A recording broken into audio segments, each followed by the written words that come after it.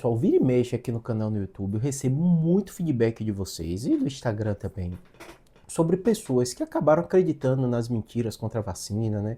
Ou mentiras sobre remédio falso de Covid, né? E as pessoas vêm agora, anos depois, falar: Júlio, muito obrigado, seus vídeos ajudaram.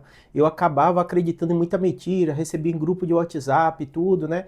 E pessoas até sofrendo, né? Dizendo que perderam pessoas, perderam parentes, né? Porque não acreditaram na vacina da Covid, ou porque tomou remédio falso, ou não acreditava em Covid, acabou pegando e morrendo, né? E eu sei que isso é muito forte e são milhares de pessoas no Brasil inteiro traumatizadas por causa disso, porque realmente foi uma fase confusa na história da humanidade, não só aqui no Brasil, né? Mas o que eu vou dizer para vocês de alguns aprendizados, né, de pessoas que perderam, e às vezes chega com esse feedback, acontece também às vezes no consultório, paciente meu, né, falando. Cada vez menos a gente vê negacionista contra a vacina, né? Mas ainda tem alguns, né? Mas o que você pode levar de aprendizado? Se você foi como a maioria das pessoas que passaram aqui no canal e deixaram esse feedback para mim, né? Dizendo que acreditaram em mentiras e hoje entenderam que, olhando para trás, não fazia sentido aquilo que ele acreditou e repensou, né? Primeiro lugar é o seguinte, é sempre difícil quando você tem um problema ou uma dúvida de um tema tão relevante de saúde. Porque na maioria das vezes, vocês, é natural, têm a vida de vocês, têm o trabalho de vocês, vocês não têm formação técnica de área de saúde. Mas sem dúvida nenhuma, você vai precisar tomar uma decisão da sua saúde. E às vezes há divergências de opinião. A ciência é assim, o tempo inteiro na medicina vai acontecer isso. Às vezes uma pessoa fala uma coisa, às vezes outra pessoa fala outra.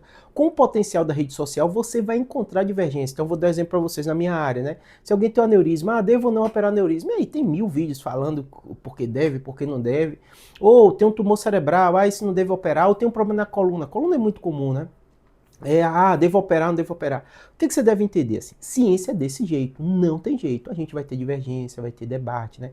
Mas de um modo geral, tem uma linha, tem guidelines, tem orientações que são seguidas pela maioria dos profissionais. Vira e mexe, você tem uma opinião muito divergente e não faz sentido nenhum. Então, o primeiro aspecto que eu digo para vocês é, de maneira geral, ouça a opinião de profissionais. E quando você for ouvir a opinião de um profissional, não ouça de um só. Pra você entender, eu tenho um paciente que passa comigo e ele vai decidir operar, falar: Júlio, eu quero operar com você. Eu fiz, você já ouviu a segunda opinião? Não, eu estimulo o paciente a olhar.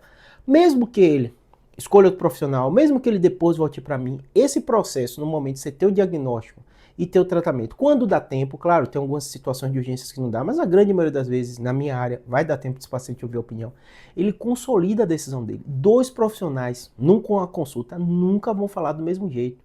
Às vezes é o jeito de falar sobre o risco. Às vezes tem paciente que fala: Júlio, você exagera de falar no risco, né? Mas é o meu jeito, né? É a minha formação, é o jeito de eu aprender a ser médico. Assim, eu gosto de falar dos riscos, o risco da cirurgia, o risco de não fazer, né?